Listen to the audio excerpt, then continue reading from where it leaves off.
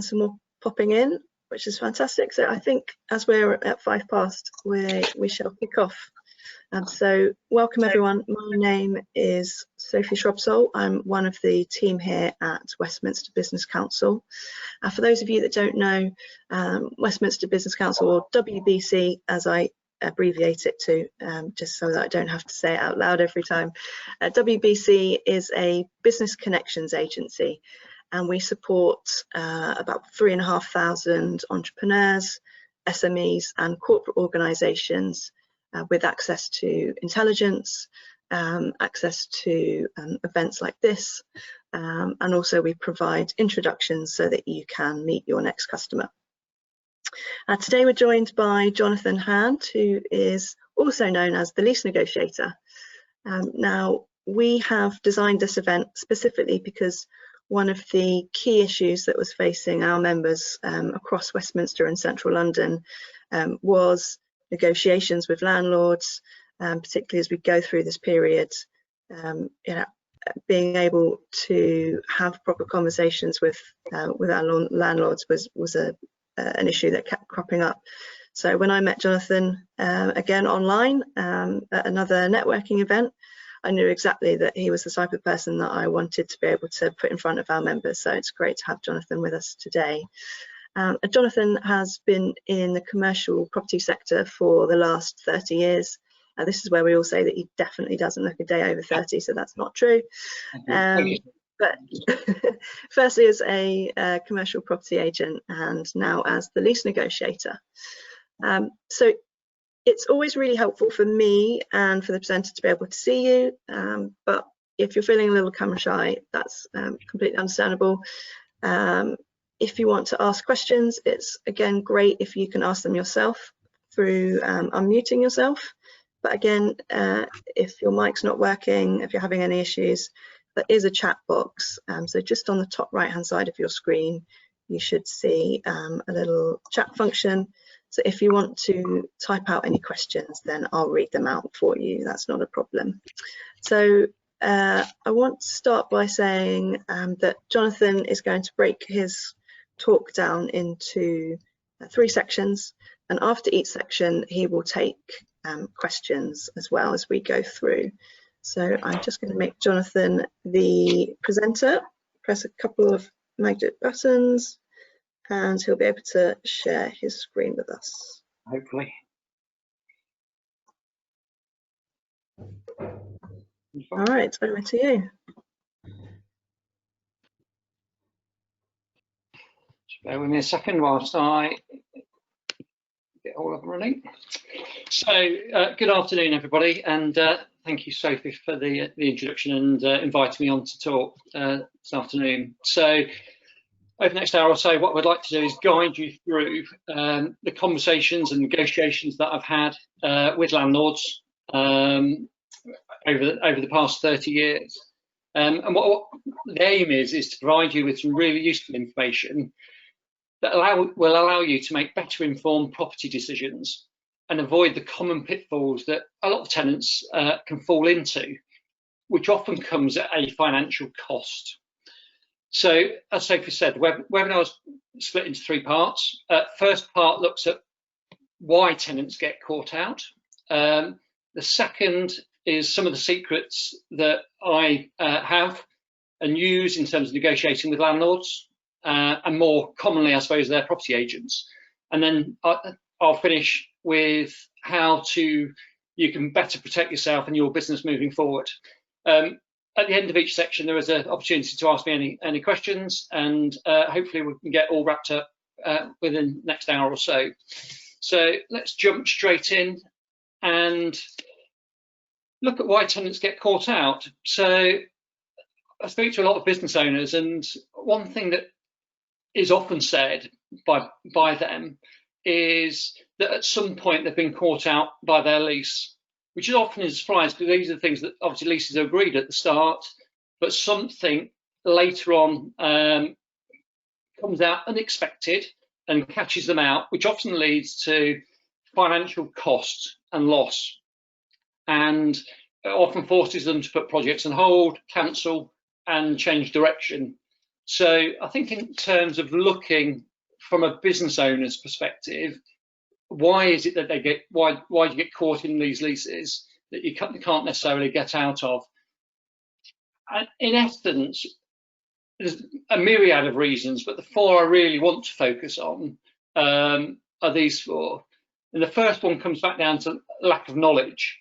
From a lease negotiation perspective, unless you're a business owner that has multiple sites, lease negotiations come at fairly not very often, and therefore building up the level of knowledge and expertise that you need can often be quite tricky and difficult. There's a lot of technical detail within leases, and unless you know the detail, mistakes can happen. Secondly, is if you don't necessarily have the understanding yourself or the knowledge, what you then do is you look and try and find guidance. And the person that you probably come into contact with most is the commercial property agent. And they're there to be helpful. They're there to sort of advise you in terms of properties availability. What they're not there to do is guide you or point you in the direction where you're likely to make mistakes, or if you've missed anything, or even where you can do a better deal. Their sole responsibility is to look after the landlord's interest. So again, just be careful if you're going into negotiations with a property agent, is be very aware that they're not there to help you, but the landlord of the property. I also find, in terms of my experience, probably over the last 30 years or so, that from a business owner's perspective, they often focus on the wrong thing. And what they tend to focus on is the level of rent or the incentives that they might be able to negotiate. So if they're able to make a saving on the rent, or maybe able to negotiate a rent-free or a longer rent-free period, they then consider that a good deal. The problem is that the cost is in the detail in the lease. So you might end up with a very good deal at the start, but then throughout the lease, if you've not picked up on the right points or negotiated the deal in the right way, those are the things that can then cost you in the long run. And those two will often balance out, or even it will cost you more money than the negotiation at the start. And then the final thing, which I think is probably a little bit controversial, is if as a business owner you don't understand and have the technical detail, and you've kind of relied on the property agent to guide you through, then as a business owner, a lot of people I speak to think their solicitor will provide them with the ultimate safety net. The issue and the difficulty is from a solicitor's perspective, that isn't their job. Their job and their role is to translate almost what you've agreed into legal jargon. So if through the negotiations you've missed points or made mistakes, ultimately that might actually get transcribed into the lease. And leases are complex documents, and they have a massive impact on how the business operates, and therefore in terms of profitability of that business. And if the lease is weighted in the landlord's favour, then that can store up problems for tenants in the future.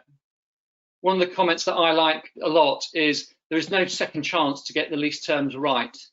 So making sure that you get them right through the negotiations is a critical part of making sure that the business is profitable throughout that lease. So just moving on, what I would like to do is just kind of take you through a scenario that probably many of you have been through, which is a business owner who's looking to move premises.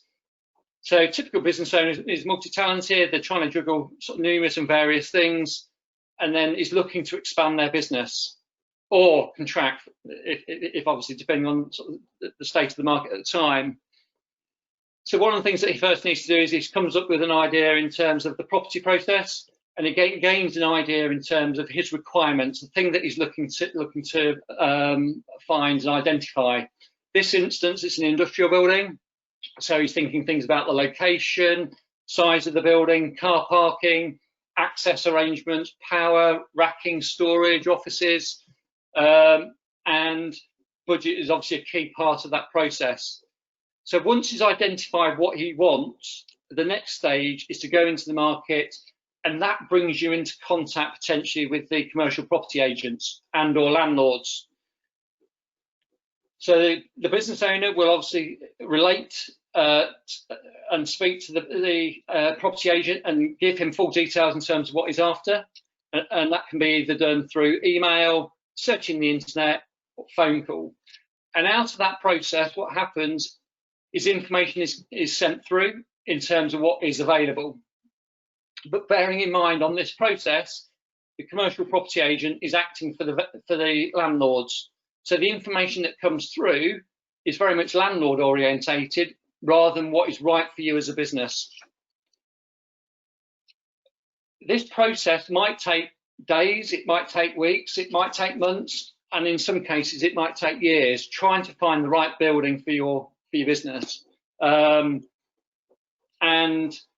this particular chap has managed to identify something. So out of the information that's sent through, he's identified the building that fits his requirements. So the next stage at that point is to arrange a viewing.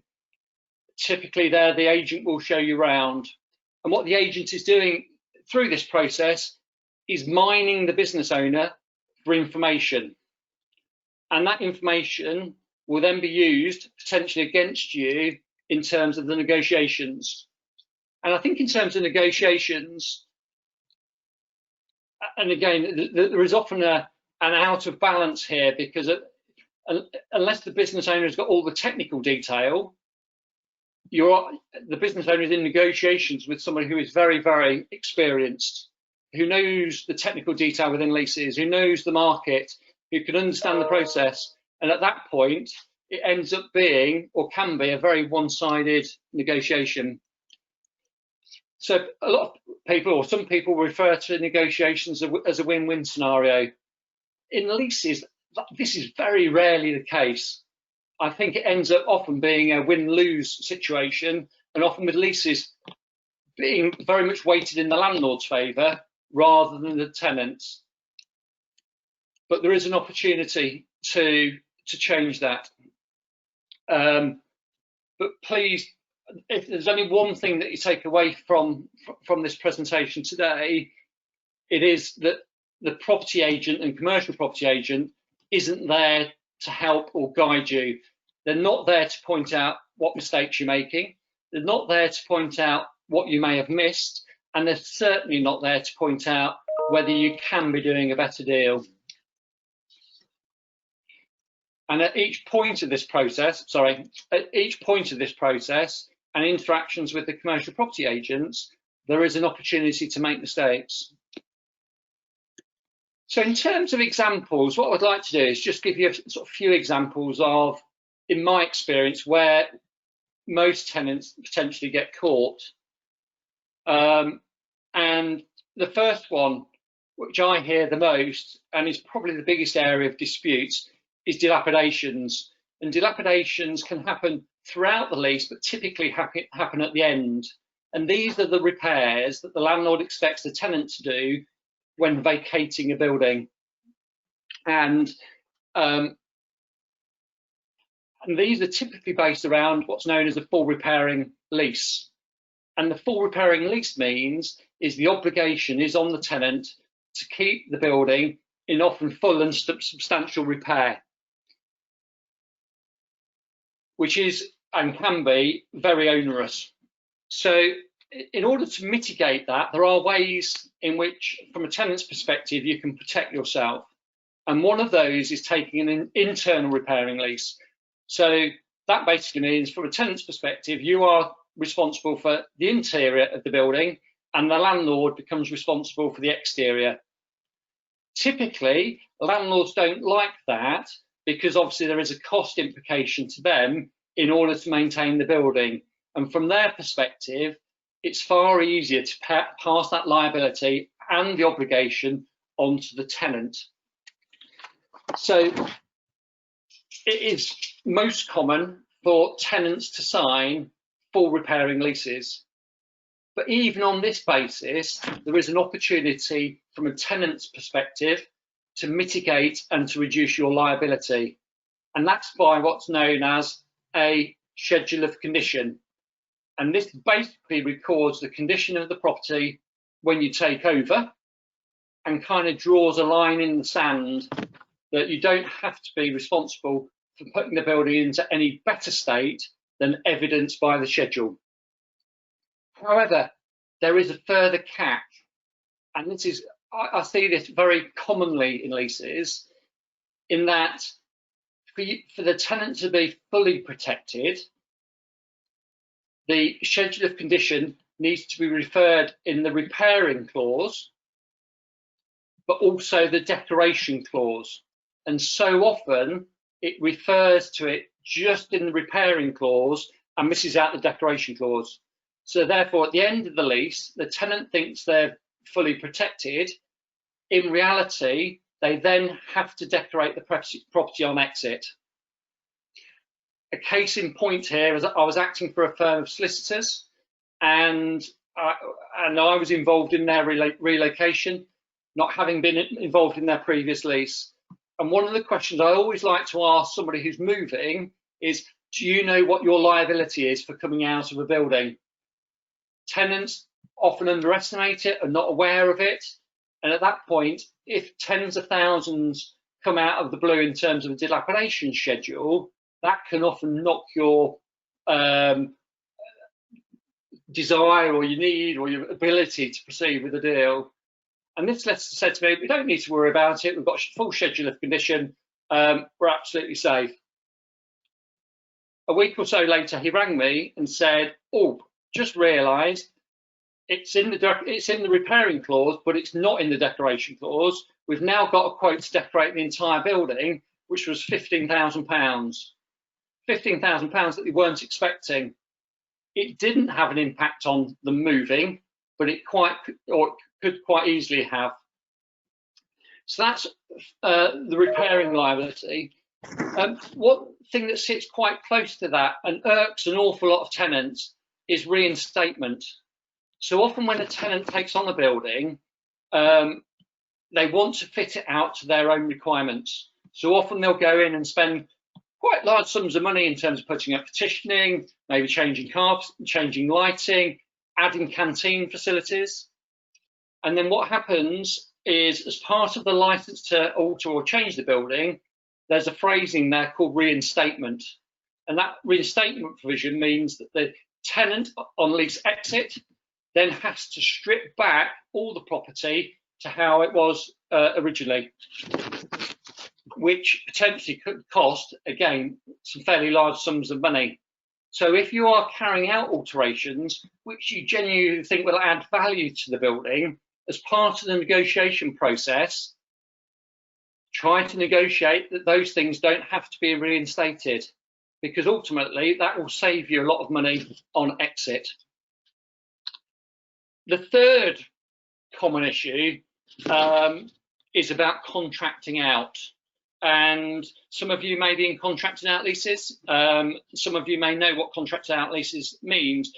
But in essence, a contracting out lease is the tenant has got no automatic right to renew the lease when the lease comes to an end. Why does that matter? Well, for those companies that have invested quite heavily in property or simply want to take on a new lease, it becomes very much at the landlord's discretion as to whether they offer you, or indeed at what terms they offer you, a new lease. So from a tenant's perspective, you're often faced with the situation where you're trying to negotiate a new lease with the landlord, and they are in a very, very strong negotiating position. The way to counter that from a tenant's perspective is to get into, if your lease is coming to an end and it is a contracted out lease, make sure you begin the discussions and negotiations early with the landlord. I see so often tenants coming to me with about 3 months left on a contracted out lease saying, can we have a conversation with the landlord about extending and renewing? At that point, potentially it's too late to move out. And at that point, your landlord in an extremely strong position from a negotiating perspective. So that kind of brings me to the end of the first section of why tenants get caught, and obviously a few examples there of how tenants get caught. So I've got obviously a few minutes if anybody's got any questions to ask.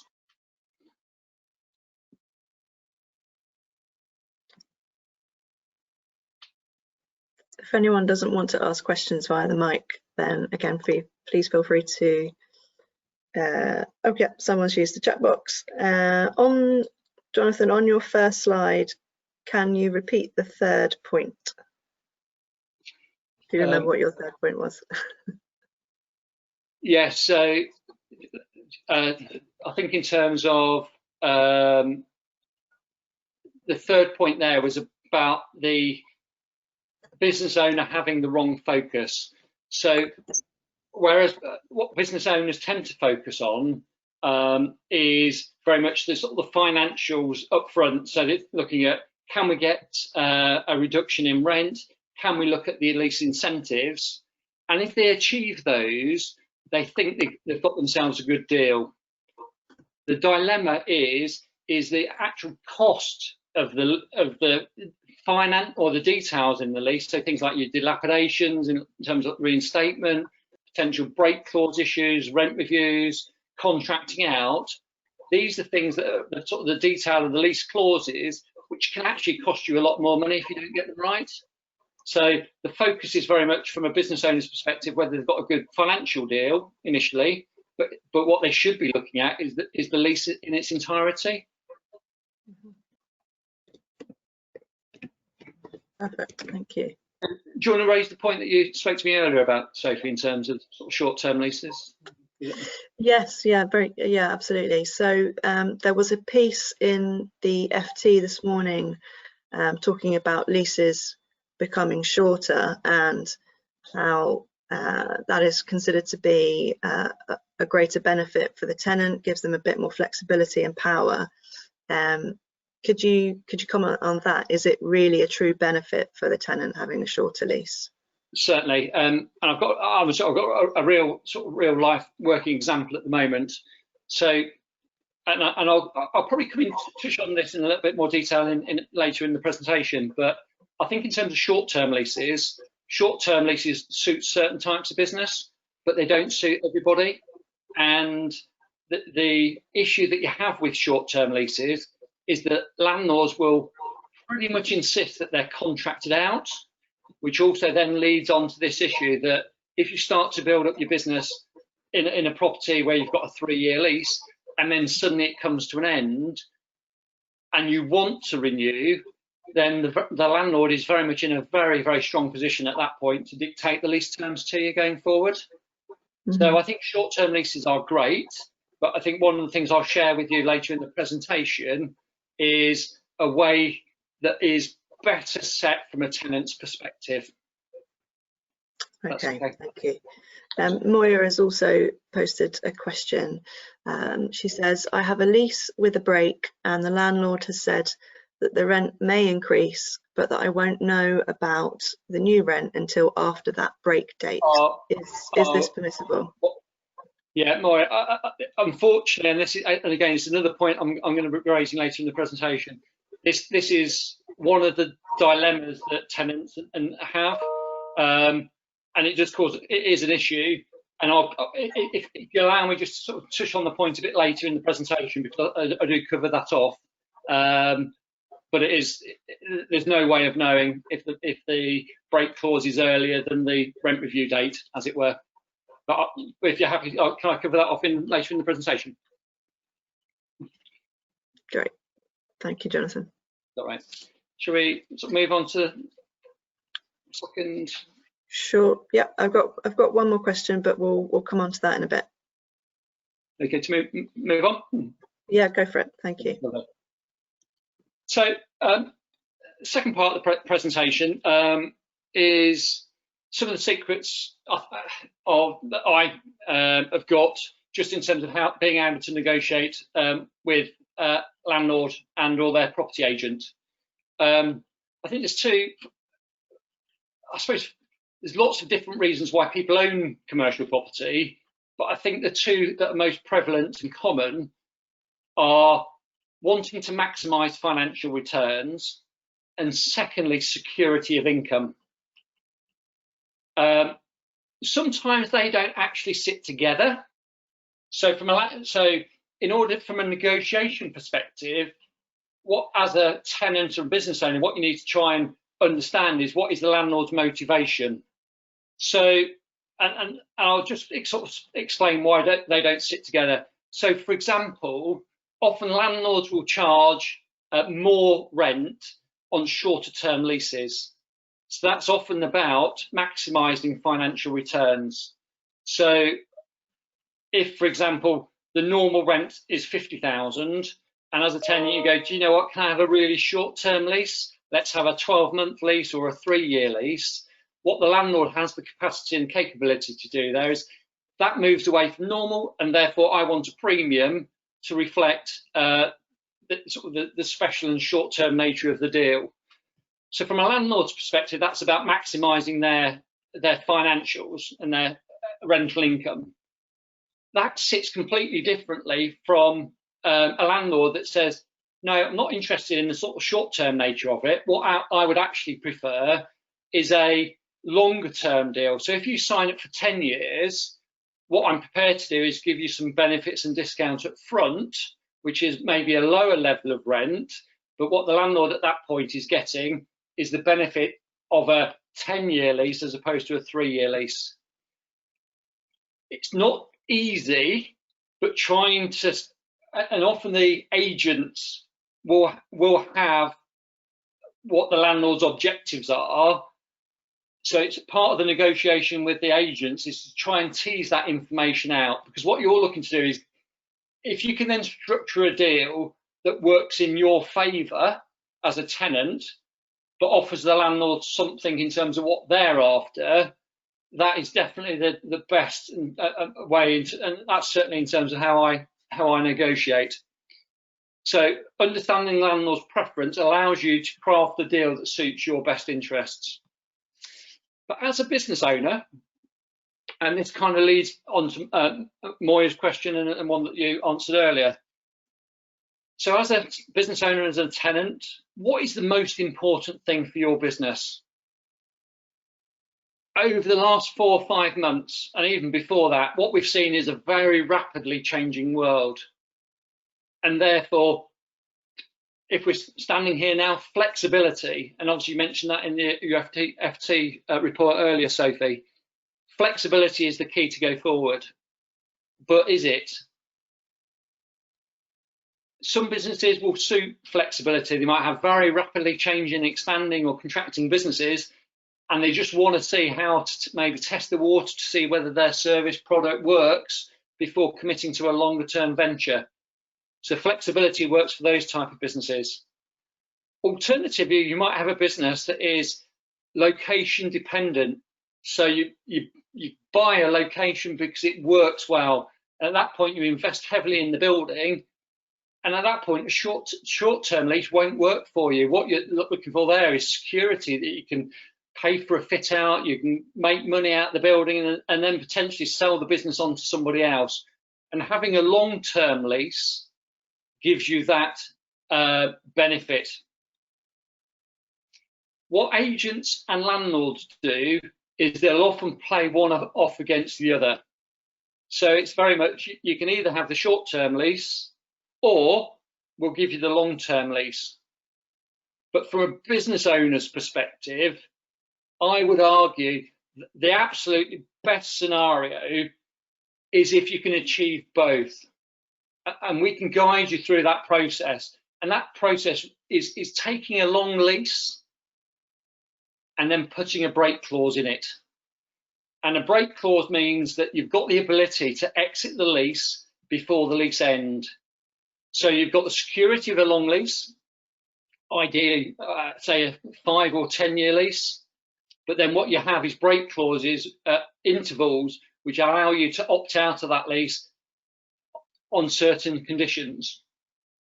So there are 2 types of break clause. One is a fixed break clause, which is a fixed date you have to often serve a notice before that date, and if all the conditions that are set within the break clause are met, you're then allowed to exit.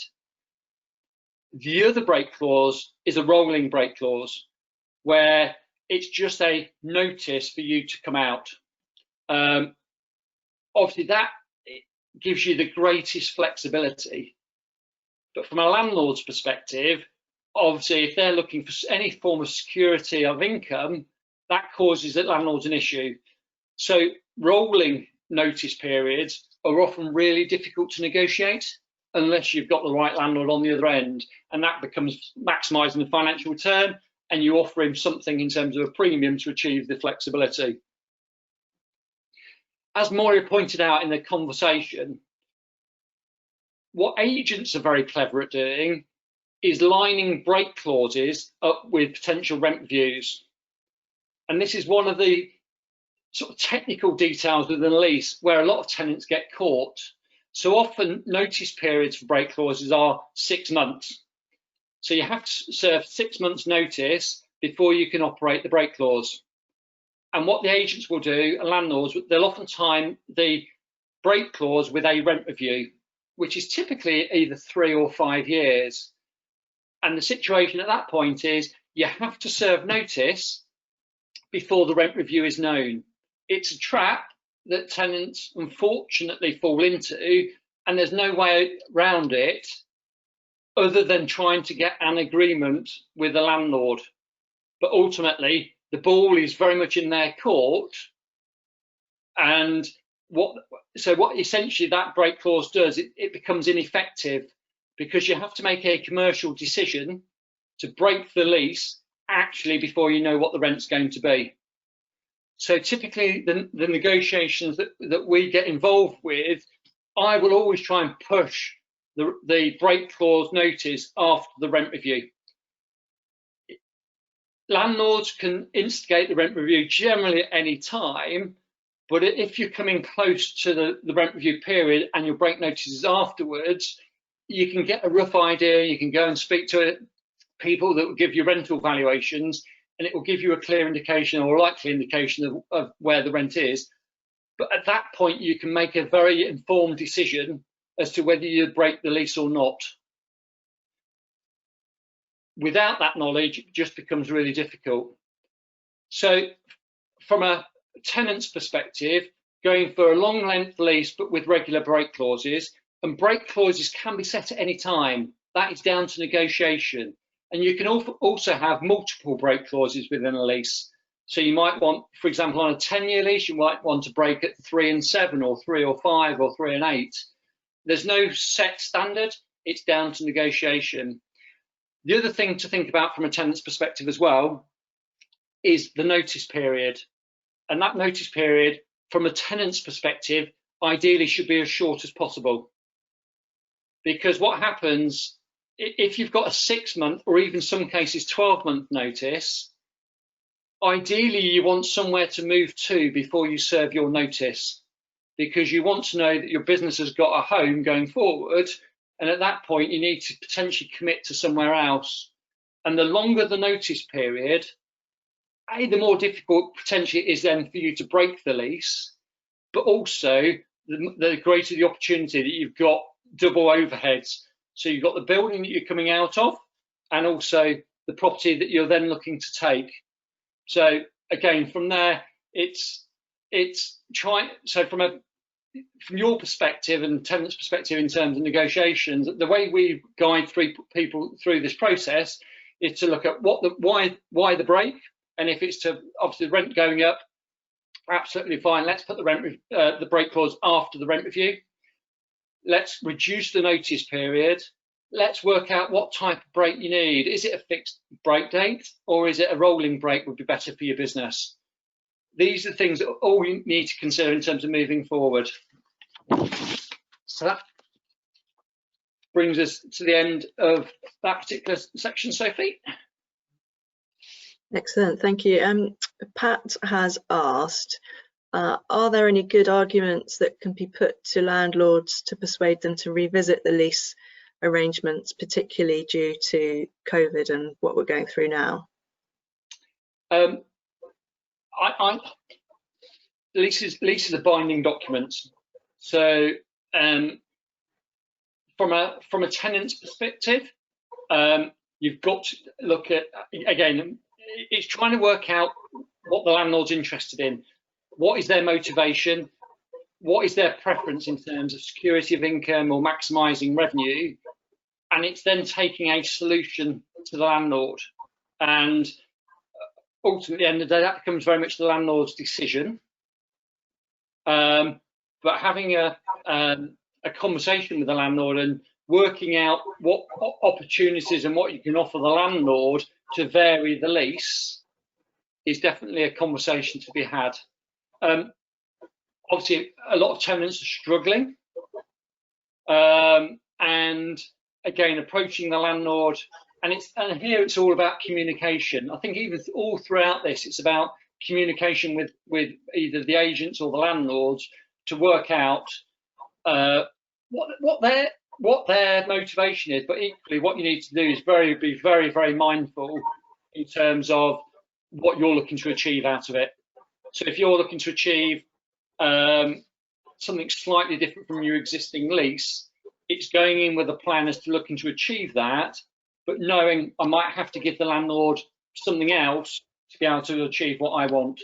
And then it becomes a commercial decision as to what you give, is that worth less than what you're taking? But more than happy to have a conversation to frame something and have a look at the lease and see if there's anything we can do in terms of offering some suggestions on that basis. Brilliant. And I think after this call, we'll share your contact details, and if people have got some live examples that they need support with, I'm sure you'll be happy to help in.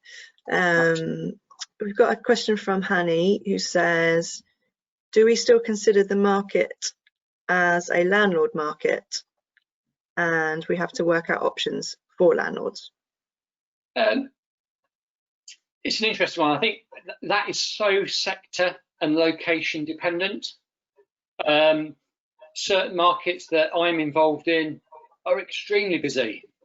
There's still a lack of supply, certainly in terms of sort of freehold markets, freehold, very small industrial. A lot of, I know I'm the lease negotiator, but I kind of do across the spectrum. And so I think it is very, very dependent on location. It depends on sector. Certainly, if you're looking at the retail sector at the moment, and certainly the leisure industry, that is going through an unbelievably challenging time.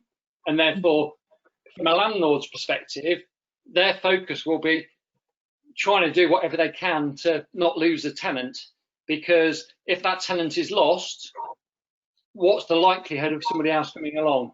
Whereas sort of the industrial market is I think at the moment a lot more robust, and there's quite a lot of demand out there, not a lot of supply, and therefore if you approach the landlord in the industrial sector, they're going to be a lot harder in terms of their attitude. Office sector is still really mixed, and obviously talked to Barry earlier, it's a lot of people are still returning to work. I've heard some reports that quite a lot of companies not going to go back until next year. So those companies will take time to work out what they need, how they're going to operate, but potentially there's going to be huge amounts of surplus office accommodation coming back into the market. And like Honey said, at that point, it then becomes very much a different conversation. Yeah, brilliant. Thank you for that. Great question, Honey, to spark that conversation and answer. Thank you.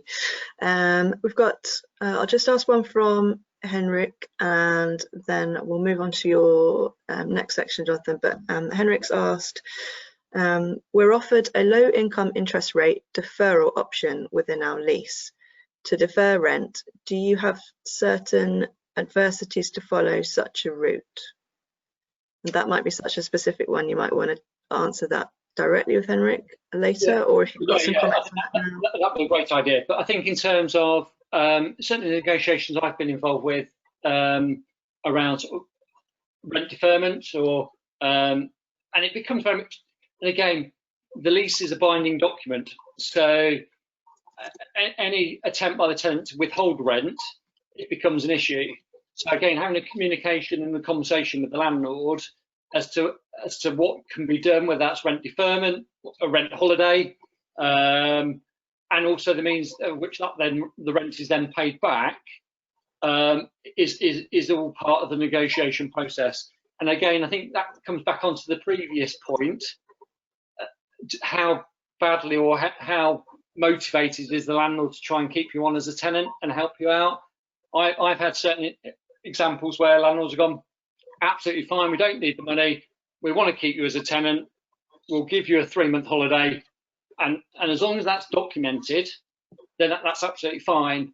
I've had other landlords, the absolute opposite end of the spectrum, no, not prepared to give anything, your rent's due, if it's not due, there's obviously the government have relaxed obviously the landlord's ability to take back possession, but even from that perspective, some landlords have been really hard, and I think there's obviously been quite a lot in the middle. So, but more than happy to deal with Henrik, yeah, separately and afterwards.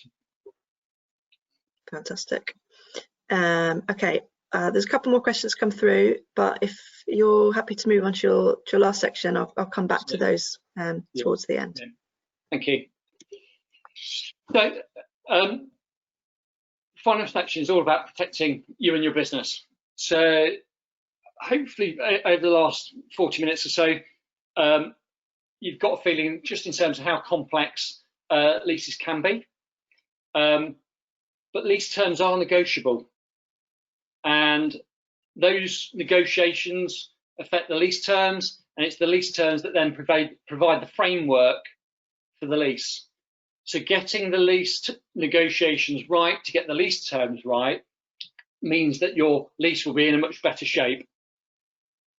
So in order to get your lease right, I think one of the biggest things here is the technical knowledge and the technical detail, which comes from experience. That is often acquired over time or through education. It saddens me how many business owners I speak to who say, we've been caught out by our lease, we're now the wiser. We've learnt from our mistakes. The problem with leases and the problem with lease negotiation is there's such a wide spectrum that you need to know. Even if you make one mistake in one area, you probably won't make that mistake again, but there is a potential for you to get caught elsewhere. So I think in terms of protecting you and your business, the number one thing is learning and understanding what technical detail and knowledge is required, or alternatively, getting somebody on board that can help you through that process to achieve the best outcome. And I just want to repeat again something I said earlier. Solicitors operate a completely different skill set. So a solicitor is definitely part of the process, but expecting your solicitor to negotiate the lease terms to get you the right deal, that's just not in their job remit or their role. Bad negotiations ultimately will lead to a bad lease, and that bad lease will ultimately end up costing you money. A second way to protect your business is be very careful what information you provide to commercial property agents. Negotiations are a game that can have very serious and expensive consequences if you get them wrong. There can't be a win-win. Somebody has to come out on top. And I want that to be the business owner. Like any game, there needs to be some form of strategy behind it and some form of game plan. And I think one of the costliest mistakes you can make as a business owner is giving too much information away to the property agents. As an agent myself, I was surprised by how frequently business owners would come and tell me the arduous and frustration process that they've had to identify the building that I was showing them around, that they were tied into contracts and they had to be in a certain building within a certain date, and this is the only property they'd found. They've got contracts that were due to kick off and again really struggled to find anywhere. These are the things that, from an agent's perspective, it's music to their ears, because ultimately what then happens, they then use that to toughen up the negotiations. They see it and are aware of a neediness from you as a business owner, and at that point your deal becomes suddenly a lot tougher. So in order to protect you and your business, absolutely critical, just be careful what information you provide. There is a very fine line here though, because ultimately it's the property agents that feed back to the landlords, and both landlords and property agents want to know who they're dealing with. So they want to know that you're serious. They want to know that you commit. They want to know that you're good for the money. So there is a balance in terms of sharing some information, but be careful what information you show and share, because ultimately that can cost you money. Having somebody on your side to be the barrier there, again, is another way to protect your business as well.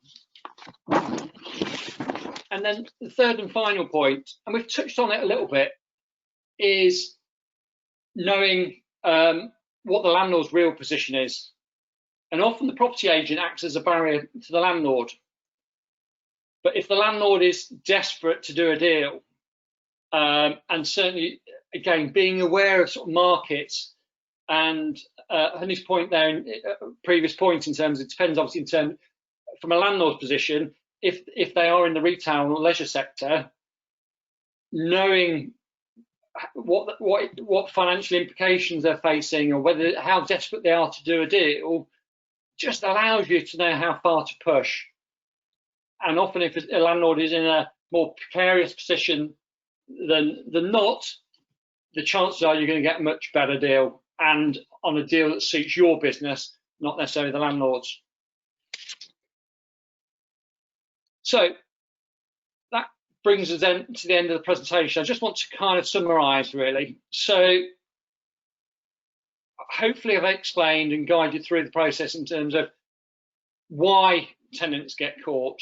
So it's lack of knowledge, it's focusing on the financial details of the deal rather than the lease in its entirety or in its whole. It's relying probably too heavily on the commercial property agent, and also thinking that your solicitor will act as a safety net. They do a good job. It is a requirement to have a solicitor on board, but just be aware of what they're really doing. We've also looked at some of the secret ways or secret things from a negotiation perspective, what you just need to understand. And from a landlord's position, is it maximising financial returns, or is it security of income? That has an impact, and that depends from your perspective how you then prepare an offer or a proposal. But as a business, I think ultimately if you can achieve flexibility and security in the same deal, that's ultimately what you would hopefully want to achieve. And then finally, we've looked at different ways in order to protect your business. Technical knowledge is key. Not giving too much information away is another. And finally, understanding the landlord's position to be able to negotiate the best deal.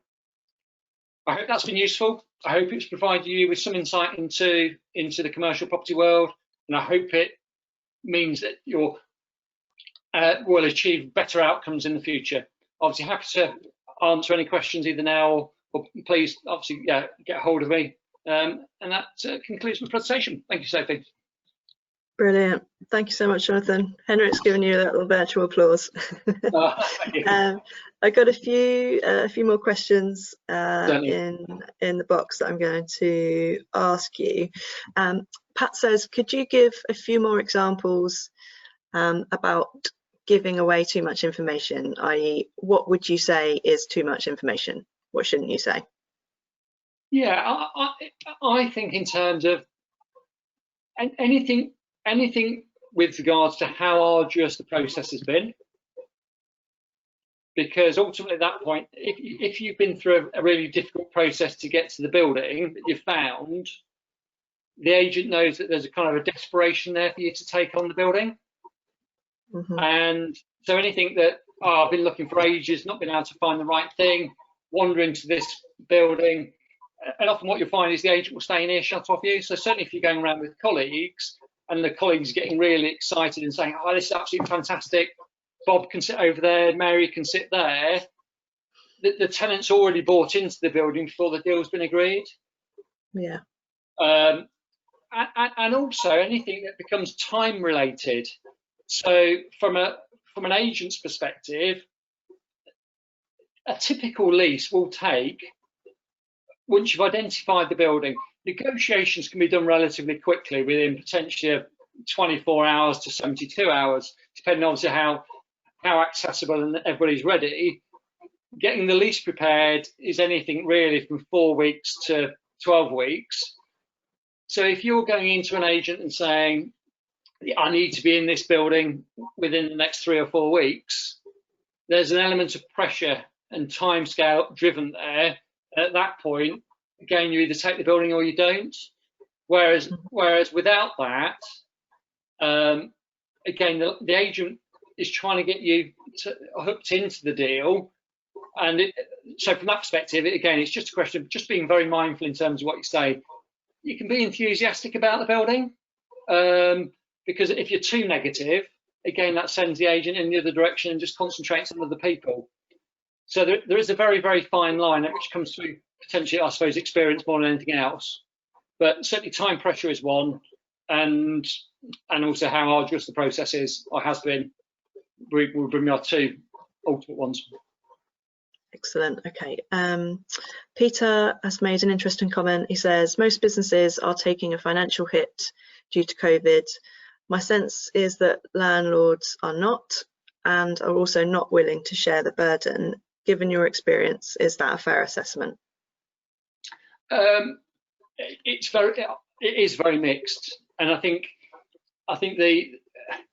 the challenge that we've had in terms of negotiations with landlords is it comes back also down to their financial circumstances. So from a landlord's perspective, it's almost treating the landlords like a business. So often they'll have mortgages on the building. They might be able to take the mortgage holidays, but often there's a financial implication there. They need the rents also potentially to pay staff. So from a landlord's perspective, I kind of get where they're sitting, because ultimately they're in business to make money. But equally, they need to have some sympathy with tenants. But I think I've seen an awful lot of press, certainly from the sort of the larger retailers, that just gone, no, we're not paying. That doesn't necessarily do anybody any good. It's a question of having the sensible conversation with the landlords. And I think if you can have a sensible conversation with them and say, look, we're really struggling here. We want the building, we want to make a success of it, we want the future, and therefore ultimately then you will benefit as a landlord, but you just need to cut us some slack. And it's a question of that point. They don't have to, because ultimately at the end of the day, the lease is the lease. It's a binding document and you're tied into it. But you would hope that most landlords would have an element of sort of common sense about it and go, do you know what, we might be able to do something here on the basis that we can keep the tenant in place. But it is mixed, and I've had landlords who have been very much, no, that's it, that's the rent, and that needs to be paid. And you will get those landlords, unfortunately. Yeah. Okay. I see we're pushing on time, but we do have a few more questions that I'm going to get through. And just one quickly from me, actually, whilst before it leaves my head.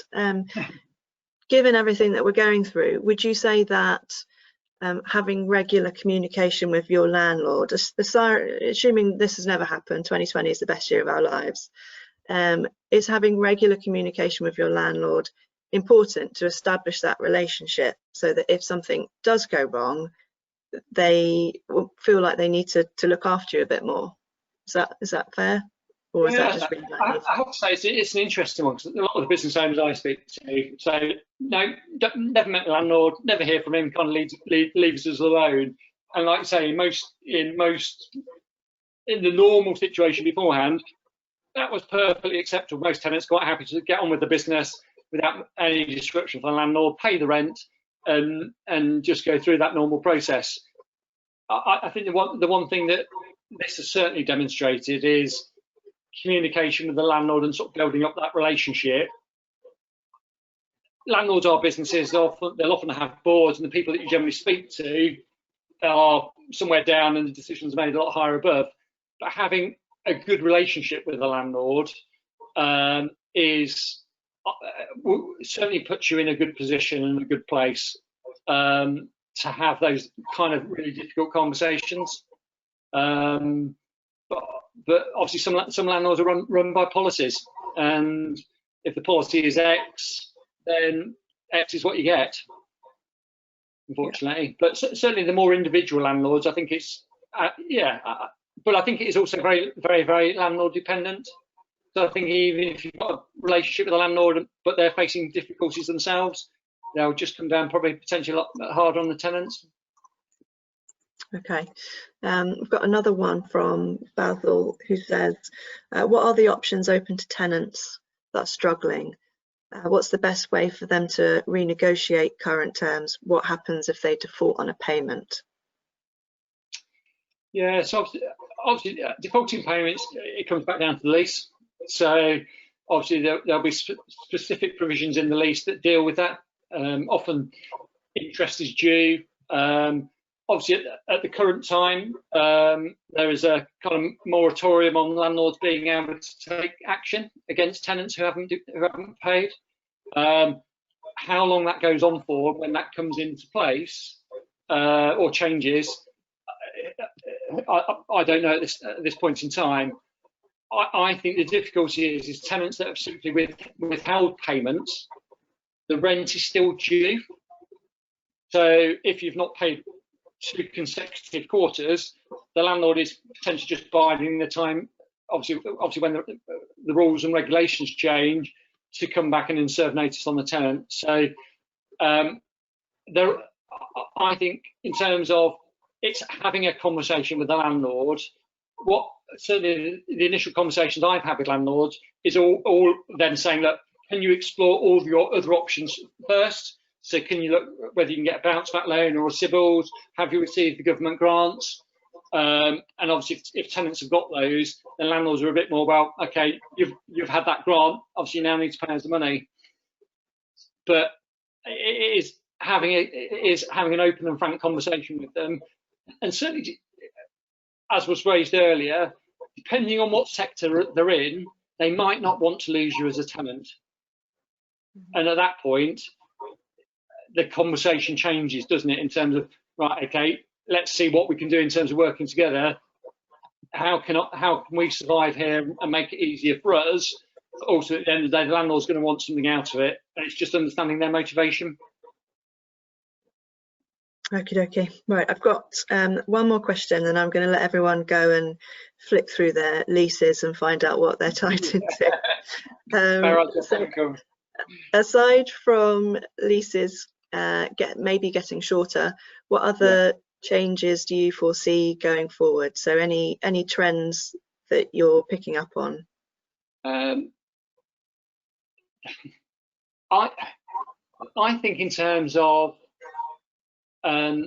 it's interesting. Certainly over probably the last 4 or 5 years, the government have been really trying to introduce the lease code, which is a document that kind of does what we do, that makes it fair, that sort of just explains things in a bit more detail to tenants.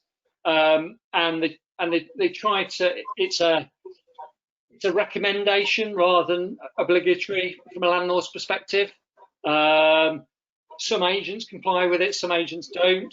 So whether we start to see more of a sort of rigid format in terms of those kind of things happening, I would love to kind of see that, just to make tenants more aware of what they're signing up to. But ultimately, at the end of the day, the property industry is obviously such a big one in the UK that the government don't like messing around with it too much. And certainly when it starts to distort supply and demand, and I think genuinely, I think certainly the property sector in the UK is so landlord biased and landlord favoured. So it's the landlord. The landlords pay agents to work on their behalf to get them the best deal. They then sort of draft up the heads of terms that they can go to the landlord solicitor to prepare the lease. And if as a tenant you kind of don't understand the implications, that's why you end up with a very much one-sided agreement. So I would love to see, and I think they operate this in America, where you actually have proper tenant representation. So you have landlords got their agents, and then tenants have somebody similar to myself or in a similar guise that negotiates the deal. Just means that they're better protected. Whether that comes into force, I don't know, but ultimately something like that just needs to happen for business and for business sake. The other interesting one, I think, in terms of trends is offices. So people are really working out how much space they need, what they need to do. And I've had lots of conversations where they've gone, I don't actually need my office 5 days a week. What I would like to do is kind of buy a day a week or a couple of days a week, so the team can come in, have the sort of social interaction and the teamwork, and training is another big one where people need to be in the office from a solicitor's practice. I've had lots of issues about remote working from a training perspective. So whether sort of the office market starts to change as well and becomes a lot more flexible in terms of time taken, I think that'd be a really interesting one.